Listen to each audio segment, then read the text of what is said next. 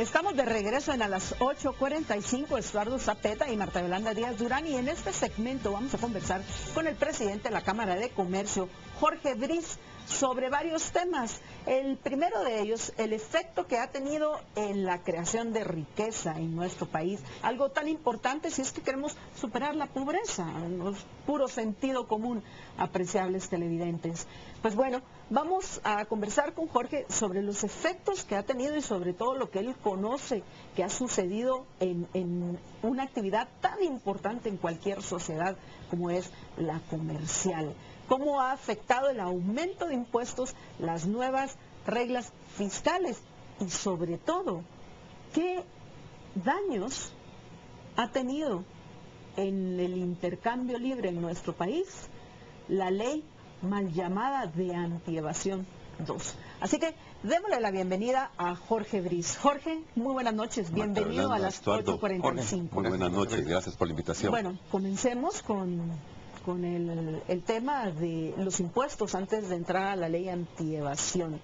¿Cómo ha afectado a la inversión, a la creación de riqueza y al comercio, según la información que ustedes manejan en la Cámara de Comercio, Jorge?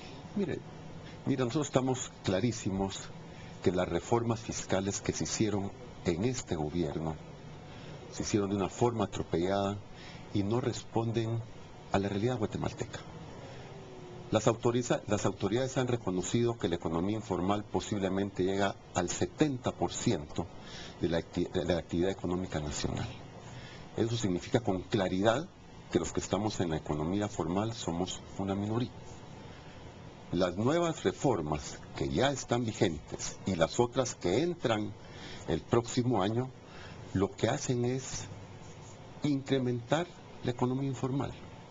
Son tantos los requisitos, es tan difícil tributar, las normas son discrecionales, en fin, no obedecen a nuestra realidad económica y social. En lugar de simplificar, de hacerlas más accesibles, con tarifas adecuadas y competitivas a nivel mundial, lo que han hecho es complicar tremendamente el sistema. ¿Y para qué? Una reforma atropellada que los señores padres de la patria ni siquiera conocieron, que no la analizaron, que efectivamente no comprenden que si tenemos un sistema fiscal que no es operante, lo que va a hacer es que nos vuelve menos competitivos. Y lo que tú bien dijiste, en Guatemala tenemos que crear riqueza. Y esta reforma fiscal, lejos de crear riqueza, lo que hace es que nos aleja de esa productividad, de generar empleo, de combatir la miseria y la pobreza.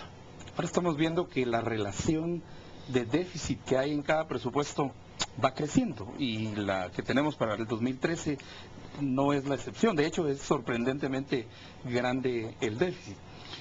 Eso lo quieren llenar con más impuestos. Ese ha sido el argumento, siempre. Pero uno tiene que regresar a donde se produce la riqueza, esa realidad, no sé, en Zacapa o en Huehuetenango, o en Petén o en Escuintla. ¿Cuál es la reacción que ustedes reciben en Cámara de Comercio de los comerciantes afiliados y aún no afiliados, pero de diferentes lugares de Guatemala? El día jueves tuvimos una Asamblea Nacional de la Cámara de Comercio de Guatemala. Y la queja que tuvimos, yo diría del 90% de ellos, es que la reforma fiscal ya está ocasionando problemas a nivel nacional. Y lo que tú dices, Estuardo, es muy claro. Venimos de presupuestos de 30,000 millones de quetzales. Y hablar de 30,000 millones de quetzales de verdad es mentalmente entender esas cifras cuesta. 40,000 millones, nadie dice nada. 50,000, 58,000, ahora 67,000 millones. ¿Para qué?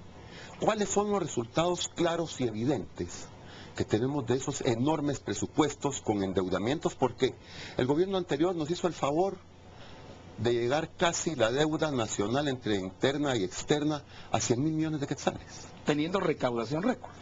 Recaudación récord con un crecimiento sorprendente. Sí. O sea, nos quitaron mucho. Exactamente. Y entonces, ¿qué es lo que sucede? No hay resultados o son muy pocos los resultados de la recaudación fiscal.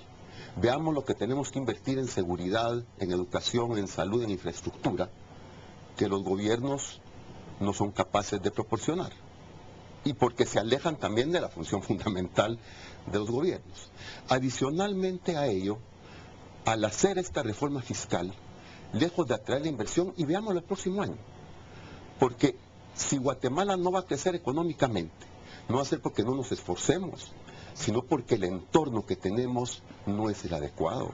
Y la reforma fiscal la hacen personas técnicas que muchas veces, con todo respeto, no saben ni cómo se vende un lápiz en la calle, que posiblemente han pasado su vida o entre la burocracia o entre la academia, pero no saben cómo funciona el mundo real. El problema es que la han pasado dentro de una academia que no les enseña Exactamente, a hacer práctica. que tienes porque toda yo la pienso razón. que sí es muy importante que revisemos las premisas a partir de las cuales estamos partiendo. Pensar es una de las tareas que los guatemaltecos, la mayoría tristemente, han dejado como un pendiente.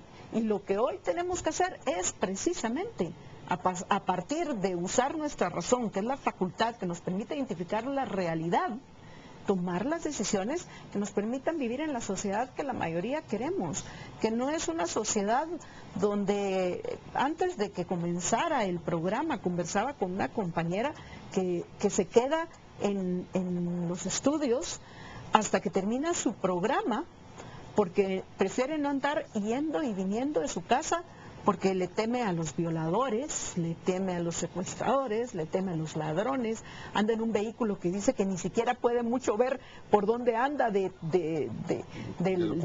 lo polarizado que está el vehículo, gente buscando empleo, y precisamente lo que necesitamos es pensar, pero pensar correctamente.